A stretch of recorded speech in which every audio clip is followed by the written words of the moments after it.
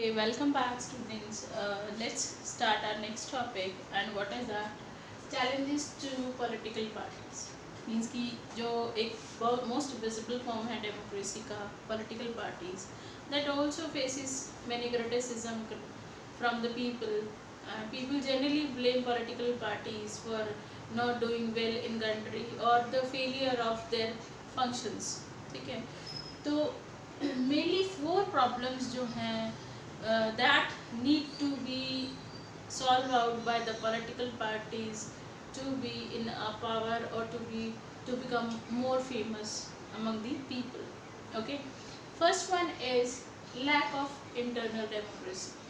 Although parties try to successful or try to maintain the democratic character of the country, but if we talk about the internal problems, तो जो internal problems हैं उसकी वो क्या है कि कुछ ही लीडर जो हैं वो पार्टी के मतलब अपर लेवल तक पहुंचते हैं, ठीक है, और वो काफ़ी टाइम तक मेंटेन रहते हैं। तो जो कुछ और मेंबर्स हैं पार्टी के, उनको कभी मौका ही नहीं मिलता ऊपर आने का, ठीक है, ना कभी उनके रेगुलर बेसिस पे इलेक्शंस होते हैं इंटरनली, ठीक है, और ना कभी इंटरनली जो है जो एक इक्वल बेस जो है, ठीक है, वो होना चाहिए, इक्वालिटी जो मेंटेन होनी चाहिए जैसे डेमोक्रेसी में होती है कि एवरी पर्सन इज इक्वल, तो वो नहीं होती है। तो कुछ ही लोग जो हैं ज़्यादा पार्टी के फेमस होते हैं, आधे लोगों को तो पता भी नहीं होता ये भी इस पार्टी के मेंबर हैं, ठीक है, तो उनको they never get a chance to become a minister और to become a prime minister of the country और become a CM of the country, CM of the state, sorry.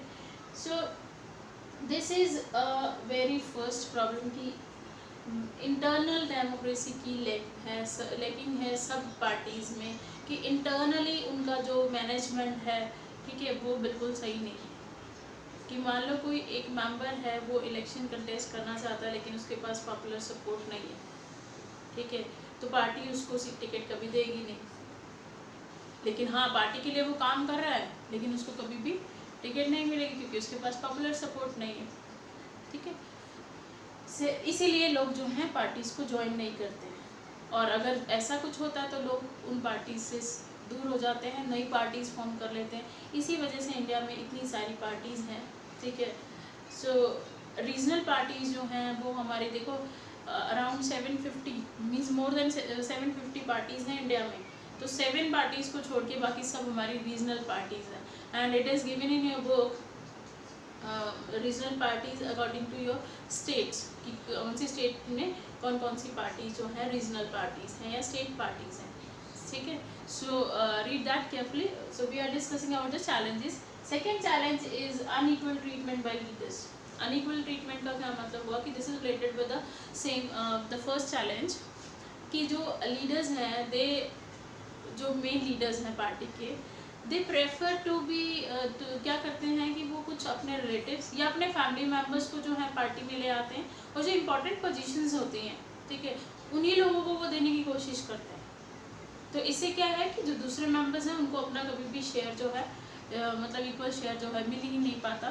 तो इसी वजह से जो पार्टी के जो मेन लीडर्स हैं जिनके हाथ में पावर है, ठीक है, वही टाइम के साथ जो हैं वही आते रहते हैं बार बार उसमें पावर में, ठीक है, या फिर मिनिस्टर्स बनते हैं, जो भी है, तो वही मेन पोजीशंस जो हैं वो हासिल करते हैं, या फिर वो अपनी पोजीशन जो है अपने आगे अपनी फैमिली मेम्बर, अपने सन को, ठीक है, या अपने ग्रैंड सन को, जिसको भी अपने जो फैमिली के मेम्बर्स हैं उनको ज्वाइन करते हैं, उनको ही वो पोजीशंस जो हैं प्रोवाइड करते हैं रादर दैन दी जो कॉमन पीपल, ठीक है।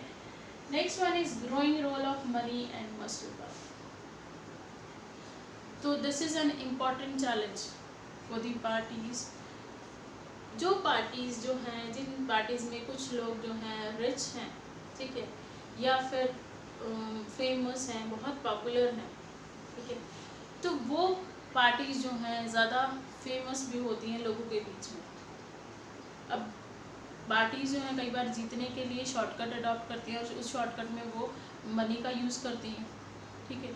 तो ये जो ग्रोइंग जो हो रहा है इसका role of money and muscle power in politics और इन पॉलिटिकल पार्टीज़, इसी की वजह से क्या है कि दूसरी जो पार्टीज जिनके पास पैसा नहीं है या जिसमें रिच पर्सन नहीं है वो पावर में नहीं आ पाते।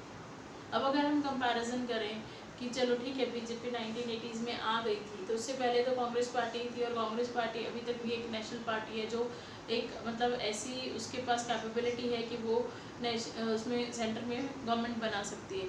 तो अगर हमने 7 पार्टीज़ में से जो डिस्कस करी, ठीक है, उन पार्टीज़ को सिर्फ क्या है कि they will get less than 50 seats in the Lok Sabha elections. तो क्या 50 सीट्स के साथ तो कोई भी पार्टी गवर्नमेंट नहीं बना सकती, ठीक है। तो उनके पास उनकी जो पॉपुलैरिटी है या जो उनके लीडर्स हैं या फिर कह लो use of money and this muscle power उनके पास कम है, तो इस वजह से वो अभी तक गवर्नमेंट नहीं बना पाए सेंटर में, ठीक है। मेन पार्टीज़ यही हैं। तो अब अगर हम बीजेपी की बात करें तो कि जो हमारे पीएम हैं वो इतने ज़्यादा फेमस हो गए कि वो रिपीटेडली सेकेंड टाइम पे पीएम आए हैं। तो क्या बीजेपी के पास दूसरा कोई पर्सन नहीं था पीएम बनने के लिए, ठीक है, लेकिन वो लोगों की चॉइस थे, खैर इस वजह से वो सेकेंड टाइम आए हैं। तो क्या है कि यहाँ पे कि पार्टीज़ में मतलब कुछ ऐसी इंस्टीट्यूशंस भी हैं, ऐसे ऑर्गेनाइजेशन तो जो पार्टीज़ को फंड प्रोवाइड करते हैं। तो ऐसे में क्या है कि जो डिसीजन मेकिंग है वो कहीं ना कहीं इन्फ्लुएंस होती है उन इंस्टीट्यूशन उन ऑर्गेनाइजेशन की वजह से।